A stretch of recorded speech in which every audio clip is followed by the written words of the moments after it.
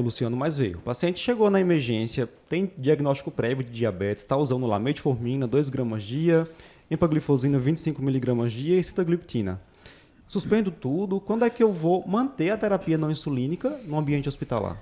Veja só, isso aí já gera uma polêmica grande aqui, né? Assim, se a gente for falar para o pessoal que está respondendo prova, para tudo que se coloca, a gente vai dizer sempre essa história. Ó, chegou no hospital, vai internar, suspende todos os hipoglicemiantes orais, veja se o paciente vai fazer hiperglicemia. Se ele fizer hiperglicemia, insulinoterapia. É a recomendação de prova é essa, né? Não tem o que discutir. De prática, a gente tem que avaliar o paciente, né? Se o paciente vai internar para fazer um procedimento eletivo, internei para fazer uma retirada de nervos, aí não tem necessidade de você retirar todas as medicações cirurgia de catarata, que ele está fazendo, né? Muito frequente. Então, oftalmológica. Você pode, inclusive metformina, você pode manter. Não precisa exato. Isso é muito engraçado. Eu participei, as anedotinhas da história, eu participei de um evento, pessoal de fora da Universidade de Cleveland, lá falando sobre diabetes, sobre tratamento hospitalar. E aí a colega disse que fazia sulfonilureia no paciente internado, os brasileiros loucos, achando que era um absurdo aquilo ali que a mulher estava falando. Eu disse, capaz a mulher lá de Cleveland, ela está dando aula pra gente, a gente não pode brigar com ela. Né? Assim, aí vai a história de cada serviço, depende do perfil. Vai ver que ela era dermato, ela só fazia procedimentos pequenos. Mas assim, ela chefe da enfermaria de diabetes do hospital, né? Então assim, é uma situação onde, dependendo do caso, você pode manter, né? O que a gente tem de evidência científica mesmo falando, a gente tem um estudo com a sitagliptina, né? Tem um autor chamado Guilherme Ampieres, que já esteve aqui com a gente aqui em Recife em alguns eventos.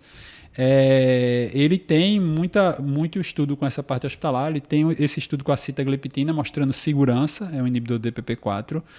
Tem alguns relatos com o análogo de GLP-1, tem alguns relatos com a própria metformina, de manter ou não manter a metformina. Sim. Tem o estudo do Covid, o DER, né, que ele usou dapaglifosina em paciente hospitalizado, e aí nesses pacientes hospitalizados, embora não tenha reduzido o desfecho, não teve aumento de complicação, não teve cetoacidose, não teve nenhum tipo de complicação. Então, assim, demonstrou que pelo menos seria seguro de você manter dentro do ambiente hospitalar. Agora é um estudo único, você vai entrar sempre nessa questão, não generalizar uma informação de só um estudo custa aquilo. Não dado robusto esse da ainda, CITA, né? Especificamente, ele era basal bolus e CITA mais insulina. Isso. Né? Então, assim, viu que é seguro. Não teve diferença, inclusive, não teve diferença, nem de hipoglicemia. Ou seja, a sitagliptina associada à insulina basal pode ser uma boa opção para você evitar fazer insulina prandial. Isso. Mas não era só a CITA sozinha, porque ela também não faz esse milagre todo para o paciente, né, hospitalizado.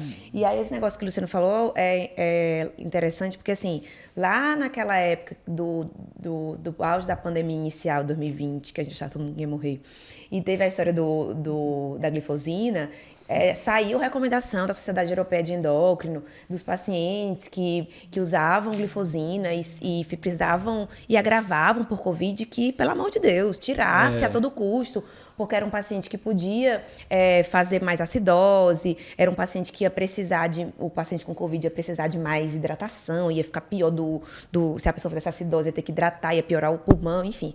E aí esse estudo do DARE, obviamente, que é um estudo isolado, e os pacientes eram internados, eram pacientes graves, não melhorou o desfecho. Mas, pelo menos nesse ambiente muito controlado, também não dá para generalizar de todos os pacientes com Covid grave, que fica aqui no hospital de campanha, não exageremos, pelo menos.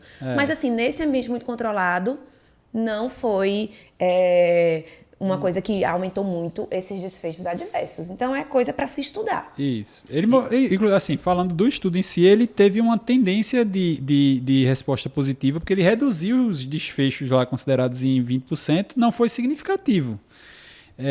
Então, assim, talvez a questão do tamanho da amostra, do poder do estudo, talvez não tenha sido calculado adequadamente. O número de eventos foi menor do que o esperado, né?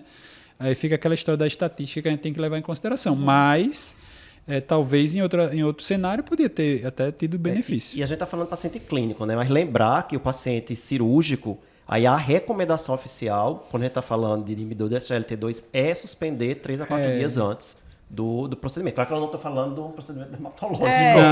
E lembrar do cirúrgico, a história de que ele vai fazer um procedimento anestésico também, Exatamente. né? Então, assim, principalmente hoje que a gente lida muito com GLP-1, que vai retardar esvaziamento gástrico, a gente vê muito essa recomendação para fazer essa suspensão um pouquinho de tempo antes, para não ter risco de broncoaspiração, alguma complicação, né? Só lembrando que nesses estudos que foram citados, como o da sitagliptina, por exemplo, já tem estudo também com linagliptina. Geralmente os pacientes que estavam muito descompensados, muito hiperglicêmicos, eles são excluídos, né? Então, aí não tem jeito, vai ser basal bolos. Isso.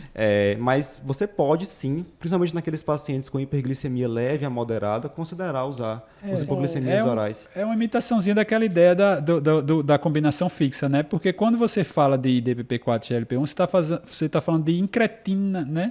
Então, assim, você vai aumentar a liberação de insulina relacionada à ingestão. Então, assim, o paciente fez a refeição, aquela entrada de alimento vai estimular GLP-1, o IDPP-4 vai aumentar o tempo de efeito de GLP-1. Então, só vai funcionar no prandial. Não vai funcionar, não vai aumentar o risco de hipoglicemia, não vai ter nenhum tipo de complicação assim. Então, é ali seguro, mas admite-se que o paciente está numa condição que tem uma secreção adequada de insulina prandial, né? Então, não pode ser um paciente descompensado, não pode ser um paciente insulinopênico, porque isso não vai funcionar. Agora, lembrar que nem todo inibidor de DPP-4 é orientado a fazer, né, em hospital. Porque tem a polêmica, inclusive, da Saxa, que a Saxa aumentou a a ALO entra aí fora também, né? A ALO deu também aumento, não foi significativo estatisticamente falando. É um estudo também da ALO que pegou paciente agudo, um pouco mais agudo, né? Tinha sino coronariana ali, a maioria deles. Então, assim, você vê que é um paciente que já entrava meio descompensado na história do estudo, né? Se acreditava que essas glitazonas, por um efeito anti-inflamatório, teria muito benefício, mas acabou com essa história de retenção hídrica descompensar um pouco. Mas aí a Saxa, formalmente, seria contraindicado se você tem risco de IC, né? Bem, espero que você tenha gostado desse formato de vídeo mais curtinho. Se você gostou e quiser ver outros vídeos como esse, clica aqui nesse vídeo. Tem um formato parecido, o pessoal gostou bastante. E se você quiser conhecer, quiser assistir ao vídeo que deu origem a esse corte, né? Esse vídeo ele foi retirado de um outro maior, de um outro completo. Clica aqui à esquerda que você poderá conferir o nosso conteúdo completo.